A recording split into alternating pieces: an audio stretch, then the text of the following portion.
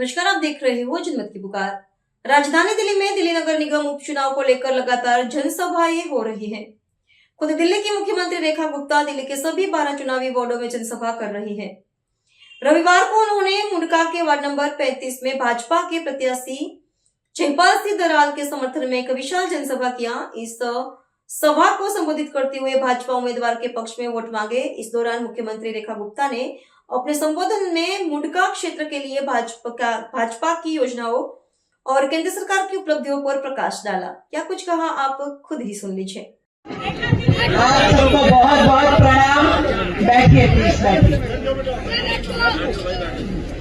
आज का ये अवसर मेरे लिए सच में बहुत ही खुशी का अवसर है कि आप सबके दर्शन के लिए मैं यहाँ पहुंच पाई। फिर देखो, ये जो एरिया हमारे गांव के नजदीक है, मैं हूँ हरियाणा की छोरी।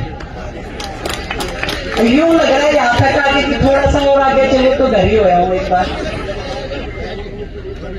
और बड़ा अच्छा लगता है, हम सब लोग ग्रामीण पृष्ठभूमि के हैं। समय समय पे सब लोगों ने दिल्ली में अपना व्यापार, नौकरी शुरू करी और धीरे धीरे समय के साथ ये वर्ग दिल्ली का हिस्सा बन गए और आज ऐसे पूरे देश से जुड़ करके हमारी दिल्ली बनती है। और मैं तो आदरणीय नरेंद्र मोदी जी का धन्यवाद करती हूँ। उन्होंने हरियाणा की इस बेटी को दिल्ली की मुख्यमंत्री बनाया और दिल्ली की सेवा करने का अवसर दिया। आज हमारे इस मंच पे हमारे सांसद भाई योगेंद्र चंदोलिया जी, हमारे बहुत ही जुझारू नेता, आप सबके पूर्व विधायक और अभी वर्तमान में नांगलोई से विधायक भाई मनोज शौकीन जी, और यहाँ के आपके अपने छोटे भाई, आपका बेटा, जिसके ऊपर आपका इतना अधिकार है कि चाहे कान पकड़ लो चाहे हाथ पकड़ लो, यूं छोरा आपका सम्मान है पूरे दिल्ली में, जिसका डंका बज रहा भाई। आप बचपन से जिसने आपने खिलाया, बढ़ाया और आज इस क्षेत्र का सम्मान बनके, ये दोनों भाई जब खड़े थे ना, मनोज जी और गजेंद्र, ऐसा लग रहा था राम लखन की जोड़ी है। दोनों जने सफेद कुर्ता पजामा, ग्रे जैकेट, और दोनों ने इस क्षेत्र की सेवा का संकल्प ले रखा है। जब मनोज भाई थे तो इन्होंने अपने समय में खूब काम किया, और आज गजेंद्र है तो उसी परिपाटी को अपने क्षेत्र के लिए दिन रात लगा रहता है। तो मैं तो बधाई देना चाहती हूँ इस क्षेत्र के लोगों को, जिन्होंने ऐसे बेटे पैदा किए जो अपनी इस भूमि के लिए लगातार काम करते हैं और तन से, मन से, धन से पूरी तरह से समर्पित हैं। और ऐसे ही भाई जयपाल चीनी को मैं कहा, भाई चीनी कैसे लग गया तेरे साथ? मैं गला मीठा हो रहा भी तू। ये उनकी, तो मनोज भाई ने बताया कि ये इतना नम्र बोलते हैं, इतने कह रहे, हमारे वो हरियाणा में कह रहे हैं बिल्कुल ही मुलायम स्वभाव का है। तो ये ऐसे व्यक्ति है।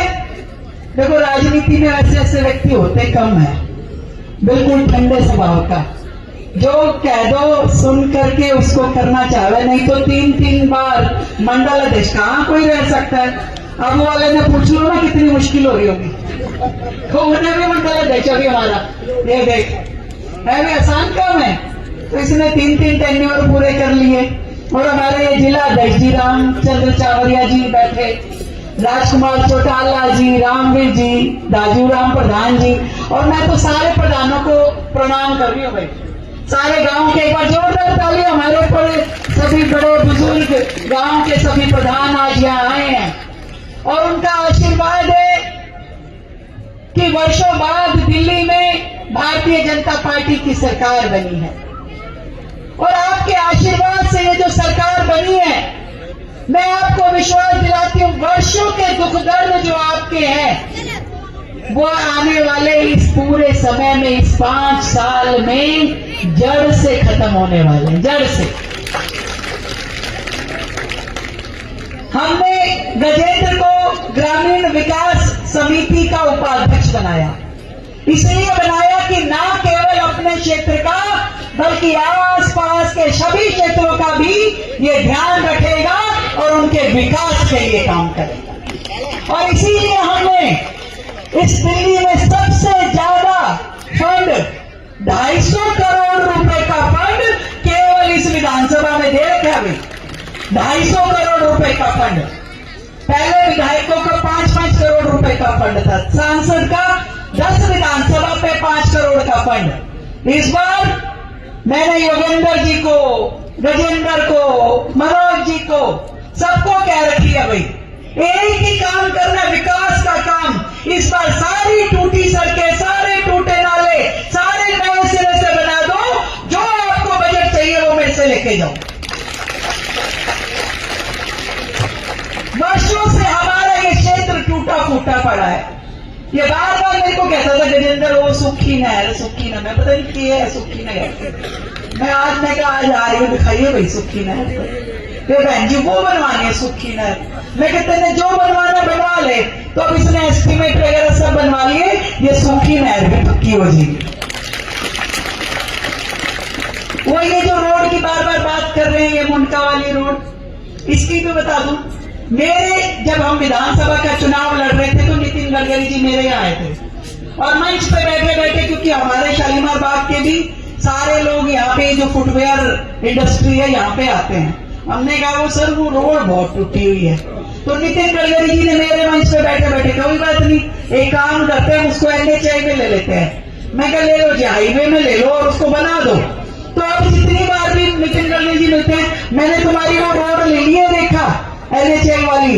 मैं कहा पहले तो मेरे विधानसभा में होती नहीं थी, पर अब आपने मुख्यमंत्री बना दिया, सारी दिल्ली मेरी, हाँ मेरी सड़क लेगी, अब तो सारी दिल्ली मेरी है। तो जो ले लेगा, जो काम होगा हमारे यही होगा। तो मैं बड़ी खुश हुई कि ये सड़क अब नेशनल हाईवे के पास दे दी है हमने, और बिल्कुल सिग्नल फ्री बॉर्डर से लेकर के रानी झांसी रोड तक आपकी गाड़ी बिल्कुल खचाखच दौड़ सकती है। उसके साथ में ड्रेन भी, ताकि पानी की निकासी पूरी तरीके से। वर्षों से लंबी जितनी समस्या थी, अब ये देखो ये किनारे वाली पूरी बेल्ट में जहां पानी भरा रहता था, मैंने अभी पीछे उसकी मीटिंग ली। मैं कहा ये पानी क्यों भरा रहता है? कह कभी किसी सरकार ने यहाँ ड्रेन बनाई नहीं, चाहे वो 15 साल वाली सरकार थी कांग्रेस की, चाहे 11 साल वाली झाड़ू की सरकार थी, कभी किसी ने विकास की सोची नहीं। उनका ध्यान तो सारा भ्रष्टाचार में था। नहीं तो जिसको 11 साल का टाइम मिल गया, जिसको 15 साल का टाइम मिल गया, क्या उनको विकास करने का टाइम नहीं मिला? काम करवाने का टाइम नहीं मिला? नाले बनवाने का टाइम नहीं मिला? जब हमारी सरकार 10 महीनों में आकर के ये सारे कामों के टेंडर लगवा सकती है, और मैं आपको विश्वास दिलाती हूं आने वाले साल में आपको अपनी विधानसभा की सूरत बदलनी दिखाई देनी शुरू हो जाएगी। तो हमने उस कराड़ी वाली ड्रेन का भी 220 करोड़ रुपए की लागत से पूरा एक कोने से दूसरे कोने तक जितना पानी वहां जमा होता था, उसकी निकासी के लिए रेलवे लाइन के साथ साथ पूरी ड्रेन का प्रपोजल बना दिया, और जाके सप्लीमेंट्री ड्रेन में गिरेगा। ये जो दिल्ली की इतनी सारी समस्याएं हैं, अब अस्पताल, आम आदमी पार्टी के टाइम पे यहाँ पे ज्वालापुरी में अस्पताल शुरू हुआ था, बल्कि दिल्ली में 22 अस्पताल शुरू किए। तुरंत अपने वो कर करा के पता नहीं क्या पोटली सी बाती घर ले गए, अपने जो पैसे खाने थे खा लिए, और सारे अस्पतालों के काम पिछले 4-5 साल से बिल्कुल रुके हुए थे, बिल्कुल, जिसे हमने आने के बाद शुरू करवाया। और अब बहुत जल्द आपको ज्वालापुरी का वो अस्पताल इस क्षेत्र के लोगों को भी काम आता है। और भाई जगह जगह ढूंढ लियो, एक तेरे यहाँ भी अस्पताल बनवा दूंगी, तेरे यहाँ भी बनवा दूंगी, बता आगे क्या क्या काम करवाना है। भगवान ने हम सबको अपने क्षेत्र की सेवा के लिए भेजा है। और वो सेवा करने का काम दिन रात का है। हमें आदरणीय मोदी जी ने एक बात सिखा रखी है भाई, वो कह रहे हैं सत्ता का सुख भोगने के लिए नहीं आए यहाँ पे, जनता की सेवा करने आए हो। और जनता की सेवा कर सको तो यहाँ रहना, नहीं तो भी अपने अपने घर जाओ, कोई जरूरत नहीं है। और वो फॉर्मूला सबके लिए है, चाहे सांसद हो, चाहे मुख्यमंत्री हो, चाहे विधायक हो, चाहे पार्षद हो। सुन लो भी, चिन्नी जी बता रहे हैं, कल को पूरी दम लगा के काम करना पड़ेगा, छोड़े को नहीं है सारे, पूरा काम लेवेंगे, करोगे ना मैं तुम्हारे सामने बर्बादी है, पूरा करेंगे आगे। क्या आप भी रात पकड़ लियो। और इसको तो मैंने कह दिया, तू भाई तेरे बस की नहीं तो बहू ने अपनी रख ले, वो सारे फोन सुनेगी और सारे फोन सुन करके बता देगी हमने क्यों दिया, दोनों मिलकर ड्यूटी करो, हमने कुछ नहीं लेना देना भाई, हमने ड्यूटी दे रखी है, तू करे, तेरी बहू करे, तेरा छोरा करे, सारे सबने लगा दे काम। परंतु जनता का काम रुकना नहीं चाहिए, हर एक की सुनवाई होनी चाहिए, हर एक की समस्या का समाधान होना चाहिए। हाँ, ये बात बिल्कुल ठीक है। अगले दिन जब रोटी नहीं मिलेगी ना कोई नहीं, फिर पता चलेगा। पर आपको मैं ये बताना चाहती हूं कि ईमानदारी से ऐसे आपने अपने विधायक और पार्षद चुन रखे हैं जो इस क्षेत्र के लिए दिन रात चिंता करते हैं। मेरे पास तो सारा दिन फाइल लेके आड़े जाओ, ये काम करा दो, ये काम करा दो, ये काम करा दो, और मैंने भी हमेशा इसकी सुनवाई करी है। मैंने कभी काम होने जरूरी है, क्योंकि पिछली सरकार के राज में गांव देहात की कोई सुनवाई नहीं थी, कॉलोनियों की कोई सुनवाई नहीं थी, कोई काम नहीं हुआ करता था। पर आज ये सरकार आप सबके आशीर्वाद से बनी, और हमारा एक ही ध्येय है, चाहे नए कॉलेज खोलने हो। अब घेवड़ा यूनिवर्सिटी सालों से, 20 साल से यूं की यूं पड़ी है, स्पोर्ट्स यूनिवर्सिटी बनेगी, कब से सुना करते थे। पर जब मैंने आके पता किया तो पता चले हजारों पेड़ है वहां पे, इसलिए नहीं शुरू हो पा रहा कुछ भी। आता ही हमने उसकी ट्री कटिंग की परमिशन लगाई। अब समय के साथ में वो सारे पेड़ वहां से हटेंगे, उसकी जगह हम नई जगह पे पेड़ लगाएंगे, और यहाँ पे स्पोर्ट्स यूनिवर्सिटी का काम शुरू करेंगे, जिसके लिए मैंने इस साल में भी 20 करोड़ रुपए का बजट घेवड़ा यूनिवर्सिटी के लिए रखा है।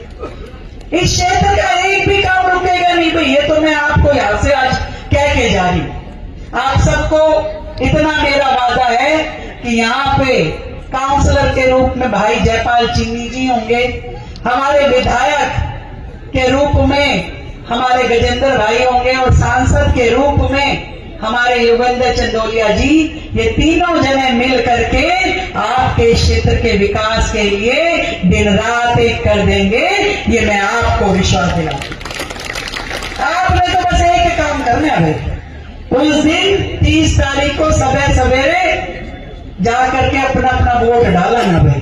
और के नंबर है तेरे? 2 नंबर निशान, कमल का निशान पहले नंबर 2 है ना। हाँ, 2 पे वोट डालना भाई। 2 नंबर का बटन दबा दो, कमल का फूल खिला दो। दबेगा ना तो कौन सा बटन दबेगा? बटन दबेगा। देखो 2 नंबर का बटन दबाओगे, दोनों भाई आपके चेहरों में लगे रहेंगे, और बीच बीच में सांसद जी आके आशीर्वाद देते रहेंगे। तो आप सबको मेरा बहुत बहुत प्रणाम, आपको ढेर सारी शुभकामनाएं। इस क्षेत्र के विकास के लिए हम कोई कसर छोड़ेंगे नहीं, और इस क्षेत्र का विकास भैया जब उद्घाटन करेगा बोलवा लियो, फिर कहीं बजट मेरे से लगा, उद्घाटन किसी और से कराएगा। बहुत बहुत आप सबको नमस्कार। आप आए समय निकाल करके, आपको जयपाल भाई को आपका आशीर्वाद मिले, यही प्रार्थना करने आप सबके बीच में आए। अगर आपने हमारा अभी तक चैनल सब्सक्राइब नहीं किया है तो कृपया चैनल सब्सक्राइब कर लें, लाइक करें, शेयर करें, कमेंट करें। तो मिलते हैं फिर किसी और खबरों के साथ। नमस्कार।